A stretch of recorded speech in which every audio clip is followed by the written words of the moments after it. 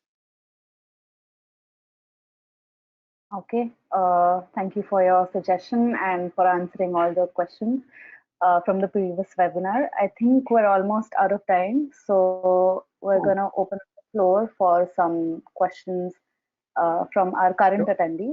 And meanwhile, I'll just pass the mic on to Kshitij. Well, thank you, Rishka. I would now request everyone to put their questions in the questions panel. And meanwhile, I would also like to share our a new course, Trading Alphas, Mining, Optimization, and System Design. So this course teaches you why you should choose micro alpha models over other trading strategies such as traditional factor models, risk parity, or trend following. In this course, you will learn where micro alphas reside and how to write the most efficient codes quickly, analyze, backtest, optimize, and go live with your trading strategies in the least amount of time. And right now, this course is available at a 75% discounted price for a limited time. But for today's attendees, we have a special offer. So attendees of this webinar can get this course at an additional 10% discount on the existing offer by using the coupon code. This coupon code that you are seeing on the screen is a different one. I have shared the actual coupon code in the chat, so you can use that one and use the link. And I would also like to share that the first 10 learners to complete this course will get an opportunity to participate in a group discussion with Dr. Starke, where they can discuss all their ideas with Dr. Starke and get their guidance. And yeah, so check out this course right now, and I have shared these links in the chat box, and we can now start off with the questions. Thank you, Rushta. So, Rushta, can you please take over the Q&A now? Yeah. In fact, sure. we have also received a lot of In fact, we have received a lot of questions on YouTube as well. So I see that we have tons of questions, but we have just 5 minutes left. So we'll try to pick some of the questions. And for those of you whose questions are not answered, you don't have to get disheartened. You'll just get a webinar survey right after this session ends. So you can share your questions there, and we will make sure that all of your questions and doubts are addressed individually. And yeah, we can start off with the Q&A. All right. So, Dr. Starke, one of the first questions that we've received is, can you use trading alpha concept with the deep reinforcement learning trading course, or are they totally different? They are quite different in nature. I mean, there is definitely some crossovers, but the overlap is definitely limited. So in the deep reinforcement learning course, we're talking much more about, you know, the idea of you know, computer learning as such. Whereas in this course, what we're actually doing is talk a lot more about the hands-on process in mining, and you know, they both have their place in the world, and they both are really important.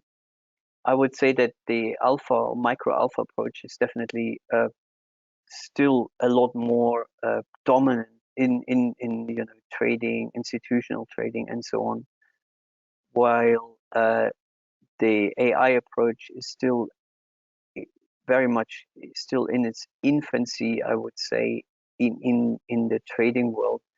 I mean, there are, you know, successful operations, but compared to the alpha approach, a lot less so.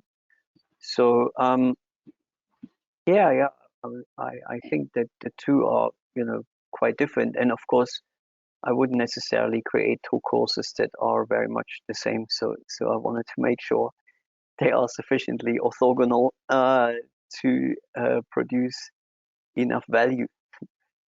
Okay. Next question. Yeah, the next question is, in the micro alpha course, are we getting the Python code that connects with the broker to get the price data and place order? No, I can't unfortunately provide this. There is a good reason for it. Simply, when, you know, we have students from all over the world, everyone uses different brokers, different protocols, and it's just simply impossible to write a course that also includes market connectivity. Now, the good news is, even if you're not yet an expert in that, you can actually use a lot of what you learned there and run your codes manually if you like. So there's a lot of micro alpha models that you can literally execute by hand, and you don't necessarily need fully automated execution for this if this is not your expertise. But if you want to build fully automated execution, there's many courses to connect to different types of brokers, and there is really there's just no single piece of code or learning that you can do to cover all of this. Unfortunately, I wish there was. In fact, when I built this course, I initially built it and I tried to find a generalized way to do this, but unfortunately, that turned out to not work very well. So I had to abandon this. But fear not, like that. There's plenty of ways you can do it yourself. And of course, in the process of that, there's some extra learning, which is also very amazing. Okay, next one. Yeah, the next question is, will you cover combining alphas for a portfolio in your trading alpha course? Yes, absolutely. Yeah, that's a big part of it. How you combine how you combine them. So I will definitely cover that. All right. The next question is, how do you factor in transaction costs into micro alphas? There is a section on that. So I have shown code that basically gives you a good idea how you do this in different ways. Of course, it really depends again on your individual cases. It's not that straightforward to actually factor in transaction costs, and it really depends on the way you trade, how your execution works, who your broker, your market connectivity. There's many factors, and if you really wanted to factor that in absolute detail, then it would take another course to actually do this. It would take a course as big as the micro alpha course just on transaction cost analysis or transaction cost modeling.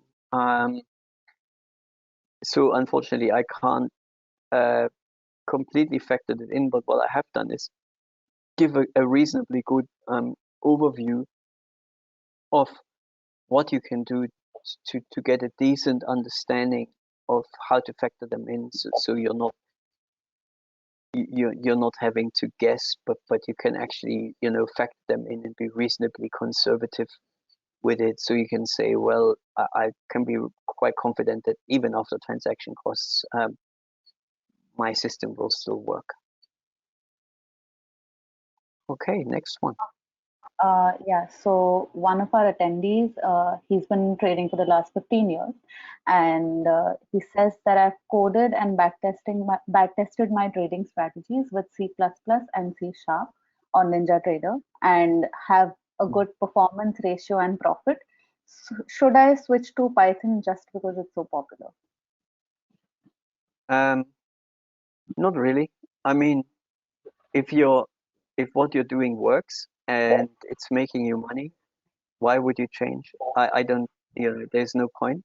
Now, I mean, Python is a very versatile language, and C++ is also a very versatile language, but they serve very different purposes. Now, if you are on NinjaTrader and so on, chances are that your backtests will probably run not as efficient as they could be, because you're using a platform, and using platforms is always a difficult topic, because each platform that you use makes inherent assumptions, and we can't really be sure often that under the hood these assumptions actually make sense. So if you build your own backtests, you know exactly what assumptions go into it, and then you can vary them, and that makes your own backtesting basically a lot more understandable than using a platform. But having said that, if you have strategies that work and they run well for you, I wouldn't switch to Python unless you really want to do something new and you want to explore perhaps new ways of building models and so on. That of course is interesting, and of course I find learning always interesting, so there's a reason to switch purely for the learning. But ultimately we're doing this mainly to build systematic ways to make a profit, and whatever way you achieve that is absolutely legitimate. So hope that answers your question. Thank you. All right, so I think we're almost out of time now. For our users, I just want to take them through the Trading Alphas course once. This course is authored by Dr. Thomas Starke. It has the answer to almost to all the questions that I just asked and more. We also, if you check the course structure, the syllabus, we also have a few preview units in every other section. So you can, go through the course, check the course structure and contents, and also go through the free preview units so that you can get a feel of the different types of units present in a Contra course. So I think we're out of time now, so I'll just pass the mic on to Kshitij. Well, thank you, Rushta. And thank you so much, Dr. Stark, for taking out your valuable time and conducting such a wonderful session. I'm sure our audience has thoroughly enjoyed it. And yeah, I'll repeat again in case I see still a lot of interesting questions. In fact, I have also shortlisted tons and tons of questions. But somehow we are out of time. So, but make sure that you are asking those questions in the survey and share your feedback in survey. That will help us improve our further session and to select topic for the upcoming webinars. And with that, thank you again for tuning in, Dr. Stark. Thanks for having me. Thank you. All the best. Till then, yeah, take care and bye for now, everyone. Thank you. Bye bye.